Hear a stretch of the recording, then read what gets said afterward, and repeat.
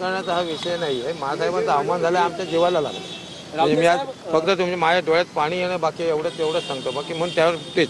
महासाहेबा हे आमच्या सर्वांसाठी आदरणीय व्यक्तिमत्व आहे आणि त्यांच्या पुतळ्यावरती असं कोणी खोडसाळपणे केलं असेल तर आम्ही सर्वप्रथम या घटनेचा निषेध करतो आणि देवाभाव अत्यंत सक्षम नेतृत्व आहे आणि ते नक्की कारवाई करतील। ज्यांनी कोणी ही चूक केलेली आहे त्यांना गजाआड घालण्याचं काम आमचं सरकार नक्की करेल।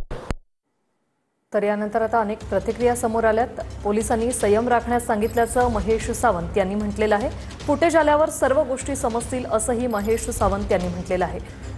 पोलिसांच्या आम्ही संपर्कात आहोत, मात्र मुंबईतील शिवसैनिक आता या परिसरात दाखल व्हायला सुरुवात झालेली आहे। 1 वाजता आम्ही फॉलोअप घेऊ असं देखील महेश सावंत यांनी म्हटलेलं आहे। शिवाजी पार्क परिसरात अज्ञात व्यक्तीने मीनाताई बाळासाहेब ठाकरे यांच्या पुतळ्यावर लाल रंग फेकल्याची ही घटना आणि त्यानंतर आता दादरच्या शिवाजी पार्क परिसरात शिवसैनिक जमायला सुरुवात झालेली आहे। मुंबईच्या माननीय पालकमंत्र्यांच्या बरोबर मी या विषयाशी चर्चा करतो। जे त्या संबंधित विभागाचे डीसीपी असतील त्यांच्याबरोबर देखील मी आजची प्रेस कॉन्फरन्स झाल्यावर चर्चा करतो। पण जरूर माननीय मुख्यमंत्री महोदय आणि गृह विभागाचे राज्यमंत्री, गृह विभागाचे मंत्री महोदय यामध्ये अधिकृत बोलतील, परंतु राज्य सरकारचा मंत्री म्हणून आम्ही जरूर पोलिसांना ह्या सूचना देऊ की ते सगळं सीसीटीव्ही फुटेज तपासा। आजूबाजूच्या काही प्रायव्हेट एस्टॅब्लिशमेंटचे सुद्धा जर काही सीसीटीव्ही फुटेज असतील, तिथं प्रायव्हेट इमारती आहेत, अपार्टमेंट्स आहेत, त्यांचे सुद्धा प्रायव्हेट सीसीटीव्ही लावलेले असतात, ते सुद्धा सगळे तपासा आणि जे कृत्य करणारी जर व्यक्ती आयडेंटिफाय झाली तर निश्चित त्याच्यावरती कारवाई करा।